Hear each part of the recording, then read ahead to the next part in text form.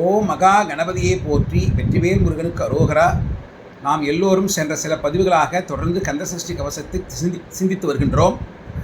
அந்த வகையிலே இதுவரையில் முதல் 129 வரிகள் பார்த்திருக்கின்றோம். குறிப்பாக சென்ற கடைசி பகுதியில் நம்ம என்ன பார்த்தோம்னா, முருகன் இந்த கந்தசஷ்டி கவசம் மூலமாக நம்மை எல்லா விதமான தீய சக்திகளிலிருந்தும், அதாவது பில்லி, சூனியம், பேய், பிசாசு, பூதகணங்கள், மாந்திரீகம் போன்ற எல்லா விதமான தீய சக்திகளிலிருந்தும் எப்பொழுதும் நம்மை காப்பார், நம்மை எதிரிகளிடமிருந்தும் காப்பார் என்ற வகையிலே கடைசியில் மாற்றார் வஞ்சகர் வந்து வணங்கிட அப்படி பார்த்தோம். அதனுடைய தொடர்ச்சியாக இந்த பகுதியில் முதல்ல யம தூதர்களிடமிருந்து, கால தூதர்களிடமிருந்து, யமனிடமிருந்து நம்மை எப்படி காக்கப் போகிறார். கால தூதால் என்னை கண்டால் கலங்கிட. கால தூதர்கள், யம தூதர்கள் என்னை பார்த்தவுடனே அவர்கள் கலங்க வேண்டும், அஞ்சு நடுங்கிட, அரண்டு புரண்டிட. என்னை பார்த்த உடனே பயத்தில் அஞ்ச வேண்டும், இங்கே அங்கேயும் அரண்டு புரள வேண்டும். அது மட்டும் இல்லை, அந்த யமதூதர்கள் வாய் விட்டு அலற, என்னை முருகனுடைய பக்தன் நான், என்னை பார்த்த உடனே அந்த பயத்தில் அவர்கள் வாய் விட்டு அலற வேண்டும். அப்படி அலறி மதி கெட்டு பித்து பிடித்தவன் போல இங்கேயும் அங்கேயும் ஓடணும். அப்படி ஓடும் பொழுது அவன் என்னை பிடிக்கத்தானே வந்திருக்கான். எங்கள் வீட்டு பக்கத்தில், எங்கள் வீட்டில் ஒரு படி இருக்கும் இல்லை, படியில் முட்டை, அவன் போய் படியில் போய் அவன் முட்டிக்கணும்.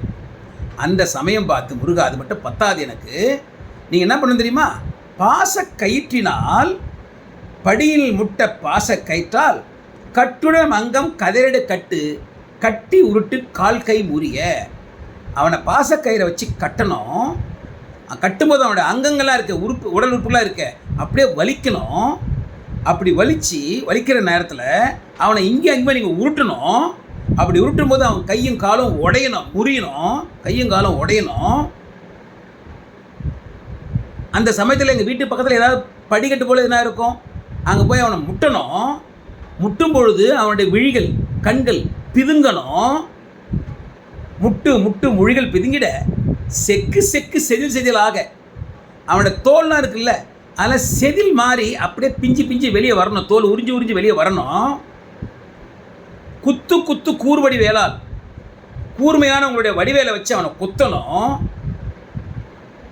பற்று பகலவன் தனலெறி, பகலவன் சூரியன், அவனுடைய தனலெறி நெருப்பு, அந்த நெருப்பு எரிக்கிற போல தனலெறி தனலது வாக, அதுபோல் அவனை பிடிச்சு அவனை எரிக்கணும். பற்று அவனை பிடிச்சு எரிக்கணும். இவ்வளவும் பண்ணணும். எப்படி நீங்கள் பண்ணணும், சொக்கு சூர்பகை சொக்கு. எப்படி நீங்கள் சூர்பகை சூரனை வென்றீர்களோ, சூரனை வதைத்தீர்களோ, அதேபோல் இந்த கால தூதர்களை வதைத்து எங்களை நீங்கள் காக்க வேண்டும். இங்கே ஒரு விஷயம், சொக்கு சூர்பகை சொக்கு. சூரன் பகையை வென்ற சொக்கனே, அழகனே, முருகனே. மதுரையில் கூட சிவபெருமானுடைய பெயர் சொக்கநாதர், சொக்கா, சோமசுந்தரா. முருகனையும் இங்கே சொக்கான்னு சொல்கிறார். அழகன்ற வகையில் சொக்கான்றார். தெரிஞ்ச விஷயம் தானே, முருகனும் சிவனும் ஒன்று என்பது. சரி, இந்த மாதிரி கால தூதர்கள் என்னை கண்டு, முருகனுடைய பக்தர்களாகி என்னை கண்டு அலற வேண்டும். அவர்களை நீ முருகா அவனை அழிக்க வேண்டும். எப்படி சூரனை அழித்தீர்களோ அதே போல் அழிக்க வேண்டும், அழகனே முருகனே.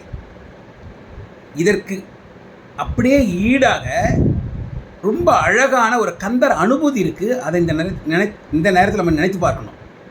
அருணகிரிநாதர் கொடுத்தது கந்தர் அனுபூதி. கார்மாமிசை காலன்பலில் கலபத்து ஏர்மாமிசை வந்து எதிரப்படுவாய், தார்மார்வ வலாரி தலாரி எனும் சூர்மாமடிய தொடு வேலவனே.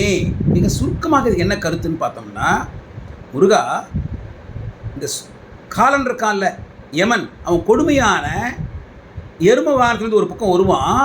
அப்போ நீங்கள் சும்மா இருக்கக்கூடாது, மயில் மேலே ஏறி என் பக்கம் வரணும். உங்களை பார்த்த உடனே நீங்கள் எப்படி சூரனை வென்றீர்களோ அதை நினைத்து அவன் பயந்து ஓடணும். என்னை நீங்கள் ஆட்கொள்ள வேண்டும். அதுதான் கந்தர் அனுபவியில் சொல்லப்பட்டிருக்க சுருக்கமான கருத்து. அதே கருத்து தான் எங்கள் தேவராய சுவாமிகள் ரொம்ப விளக்கமாக அழகாக கொடுத்துருக்கார். ஆகவே கந்த சஷ்டி கவசம் சொல்ல சொல்ல யம தூதர்கள் நம்மை கண்டு பயப்படுவார்கள், நாம் யமனை கண்டு பயப்பட வேண்டிய அவசியம் இல்லை என்பது இதிலிருந்து நமக்கு தெளிவாகிறது. அடுத்தபடியாக முருகா என்னென்ன விலங்குகள் இருந்து முருகன் நம்மளை காக்க போகிறார் பாருங்க. விடு விடு வேலை வெருண்டு அது ஓட. முருகா நீங்கள் வேலை விட வேண்டும். அங்கே இருக்கிற விலங்குகள் எல்லாம் வெருண்டு ஓட வேண்டும், பயந்து ஓட வேண்டும். என்னென்ன விலங்குகள்? புலியும் நரியும் புன்னரி நாயும் எலியும் கரடியும் இனி தொடர்ந்து ஓட. இந்த எல்லா விலங்குகளும் தொடர்ந்து ஒன்று பின்னாடி ஒன்று ஓடிண்டே இருக்கணும். என்னை பார்த்த உடனே அதுபோல் நீங்கள் அவங்க மேலே வேலை விட வேண்டும். அதுக்கப்புறமா இந்த விஷ ஜந்துக்கள் இருக்கு பாருங்க, விஷ பிராணிகள், தேலும் பாம்பும் செய்யான் பூரான் கடிவிட விஷங்கள் கடித்துயர் அங்கம் கடிந்து உயர் அங்கம் ஏறிய விஷங்கள் எளிதுடன் இறங்க. இந்த விஷ ஜந்துக்கள் இருக்க, தேல் பாம்பு செய்யான் பூரான் இதெல்லாம் இருக்க, இது என்னை கடிச்சதுன்னா கடிவிட எந்த இடத்துல கடிச்சதோ அந்த இடத்துல இருந்து கடிவிட விஷங்கள், அந்த விஷம் கடிந்து உயர் அங்கம், அங்கத்தில் இந்த உடலில் இருக்கின்ற உயர்ந்த பகுதி என்ன? அங்கத்தில் இருக்கிற உயர்ந்த பகுதி தலை. அந்த விஷம் என்ன போகும்? எங்கே போகும்? வேகமாக தலைக்கு ஏறும். கடிவிட விஷங்கள் கடித்து உயர் அங்கம் மேலே ஏறும். அப்படி ஏறிய விஷங்கள் எளிதுடன் இறங்க, வேகமாக கீழே இறங்கி வர வேண்டும். இந்த மாதிரி நீங்கள் உங்களுடைய வேலை விட்டு எங்களுக்கு அருள் செய்ய வேண்டும்.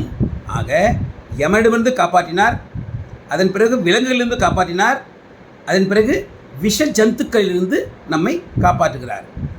அது மட்டும் பத்துமா? நமக்கு இருக்கிற உடல் நோய்கள், எத்தனை நோய்கள் இருக்கு பாருங்க. இதில் சொல்லப்பட்டிருக்கிறது 24 நோய்கள் சொல்லப்பட்டிருக்கு. ஒளிப்பும் சுளுக்கும் ஒரு தலை நோயும், வாதம் சைத்தியம் வலிப்பு பித்தம், சூளை சயம் குன்மம் சொக்கு சிறங்கு, குடைச்சல் சிலந்தி குடல்வி புருதி, பக்க பிளவை படதொடை வாழை, கடுவன் படுவன் கைத்தால் சிலந்தி, பற்குத்து அரணை பரு அறை யாப்போம். இந்த மாதிரி 24 நோய்கள் சொல்லியிருக்காரு. இன்னும் நிறைய நோய்கள் இருக்கும் இல்லையா? ஆகவே எல்லா பிணியும் எந்தனை கண்டால், இன்னும் என்னென்ன நோய்கள் இருக்கோ எல்லா உடல் நோய்களும் என்னை கண்டால், முருகனுடைய பக்தனாகிய உன்னுடைய பக்தனாகிய என்னை கண்டால் நில்லாது ஓட நீ எனக்கு அருள்வாய். என் கூட எந்த நோயும் இருக்கக்கூடாது, என்னை விட்டுட்டு எல்லாம் ஓட வேண்டும். அதற்கு உங்களுடைய அருள் எனக்கு தேவை, அருள் செய்ய வேண்டும். ஏறத்தாழ இதே கருத்து திருத்தணிகை திருப்புகழில் இருமலு ரோக முயலகன் வாத எரிகுண நாசி விடமே அப்படின்ற திருப்புகழில் இதே கருத்து சொல்லப்பட்டிருக்கு. ஆக இந்த கந்தர் சஷ்டி கவசம் சொல்ல சொல்ல நமக்கு நோய்களும் முழுமையாக விலகும், நோய்கள் நம்மை அண்டாது. இங்கே சொல்லப்பட்டு 24 நோய்கள் சொல்லப்பட்டிருக்கு. அது இல்லாமல் எல்லா பிணியும் சொல்லிட்டார். உடலில் வரக்கூடிய எந்த விதமான பிணிகளாக இருந்தாலும் எல்லா நோய்களும் நம்மை விட்டு ஓடும். எல்லா பிணியும் எந்தனை கண்டால் நில்லாதோட நீ எனக்கு அருள்வாய். அது மட்டுமா? அதுக்கப்புறமா 7 உலகமும் 14 லோகமும் எனக்கு உறவாக வேண்டும். எனக்கு உறவாக ஆணும் பெண்ணும் அனைவரும் எனக்கா, ஆண்களாகட்டும் பெண்களாகட்டும் எல்லாவரும் மண்ணால் அரசரும் மகிழ்ந்துறவாகவும். இந்த பூமியை ஆள்கின்ற அரசன், அந்த காலத்தில் அரசன், இந்த காலத்தில் மந்திரிங்க, எல்லாரும் எனக்கு உறவாக இருக்க வேண்டும். எனக்கு எந்த விதத்திலும் தீங்கு செய்யக்கூடாது. ஆகவே அவர்கள் எனக்கு என்னுடன் இணைந்து போக வேண்டும்.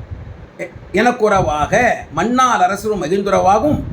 உன்னை துதிக்க உன் திருநாமம், நான் உங்களுடைய திருநாமங்களை சொல்ல சொல்ல இந்த மாதிரி ஆண்களாகட்டும் பெண்களாகட்டும் அரசர்களாகட்டும் 14 லோகத்தில் உள்ள எல்லாரும் எனக்கு துணையாக இருக்க வேண்டும், நண்பர்களாக இருக்க வேண்டும், நல்ல உறவினர்களாக இருக்க வேண்டும். அப்படி என்னென்ன திருநாமங்கள்? சில திருநாமங்கள் இங்கே பார்ப்போம். நம்ம சரவண பவனே, சரவணல் பொய்யில் உதித்த சரவண பவனே, சைலொலி பவனே, சைலம்னா மலை, மலைகள் என்பது ஒளியாக வீசிக்கொண்டிருக்கும் முருகக் கடவுளே. திரிபுர பவனே, திரிபுரம் எரித்த கடவுளே. திரிபுரம் எரித்தவர் யாரு? சிவபெருமான். இங்க முருகனுக்கு சொல்றார், சிவனும் முருகனும் ஒன்றே. திகழ் ஒளி பவனே, முழுமையாக ஒளி வடிவமாக இருக்கின்ற முருகக் கடவுளே. பரிபுர பவனே, சிலம்பை காலில் அணிந்து கொண்டிருக்கும் முருகனே. பவம் ஒளி பவனே, பவம் பாவம், பாவங்களை விளக்கக்கூடியவன், பாவங்களை ஒழித்து வைக்கக்கூடியவன். அப்படின்னா பாவங்கள் ஒளிந்து ஓடிவிடும், நம்மிடம் இருக்காது. எனது பாவத்தை விளக்கக்கூடிய முருகனே. அரிதிரு மருகா, இதை அரிதிரு மருகா. அரினா விஷ்ணு, திருனா மகாலட்சுமி. ஸோ விஷ்ணுவுக்கும் மகாலட்சுமிக்கும் முருகன் மருமகன். ஆகவே அரிதிரு மருகா. இதே நம்ம கொஞ்சம் பிரித்து கூட பார்க்கலாம். அரி திருமுருகா, அரியினுடைய திருமருகா, அரியினுடைய மேன்மை பொருந்திய மருமகனே.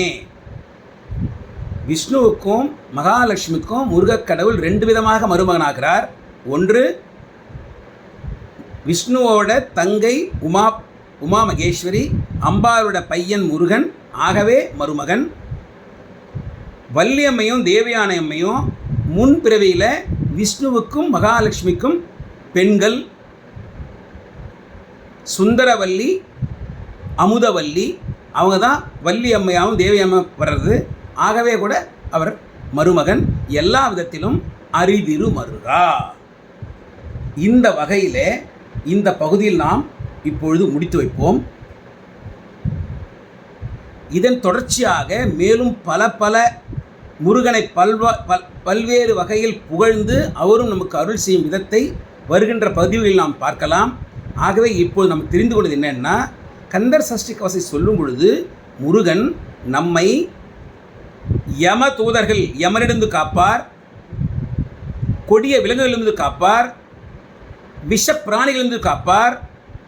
அது மட்டும் இல்லாமல் நமக்கு வருகின்ற எல்லா விதமான நோய்களிலிருந்து நம்மை காப்பார். முழுமையான பாதுகாப்பு எல்லா நேரம் நமக்கு கொடுப்பார் என்பதில் எந்தவித சந்தேகம் இல்லை. ஆகவே இந்த கந்தர் சஷ்டி கவசை நாம் தொடர்ந்து சிந்திக்க வேண்டும், பாட வேண்டும், தினந்தோறும் பாட வேண்டும். வெற்றிவேல் முருகனுக்கு அரோகரா, ஞானவேல் முருகனுக்கு அரோகரா, கந்தவேல் முருகனுக்கு அரோகரா. தவறாமல் உங்கள் கருத்துக்களை அந்த கமெண்ட் செக்ஷனில் பதிவு பண்ணுங்கள். வெற்றிவேல் முருகனுக்கு அரோகரா. ஓம் சரவண பவன்.